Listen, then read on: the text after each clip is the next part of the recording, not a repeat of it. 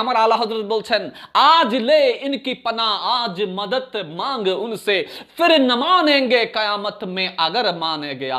বাংলাদেশের জাতীয় নিদর্শনগুলোকে যারা একে একে ধ্বংস করে ফেলতেছে, সেজন্য তারা আবারও প্রতিবাদ করতেছে। মনে রাখবেন, এটাই হচ্ছে হযরত শাহজালালের কারামত, শাহ পরানের কারামত। ভাই, এটাই হচ্ছে আউলিয়া কেরামের কারামত।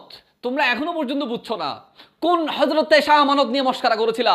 শাহ আমানতের মাজারের উপরে, কবরের উপরে মশারি কেন? তারে কি মশা কামড়ে বলছো? ফেসিস্ট আমলেও লাঞ্ছিত হয়েছিল, এখনো তোমরা লাঞ্ছিত হচ্ছ। কেন লাঞ্ছিত হচ্ছ?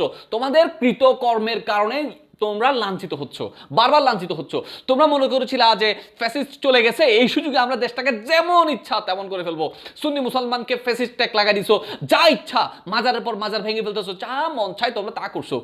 আর আজকে দেখছো এই যে আউলিয়া কেরামতের সাথে যে বদমাশির খেলাতে মেতে উঠছো, সেটার গজব নেমে আসছে, খুব শীঘ্র নেমে আসছে।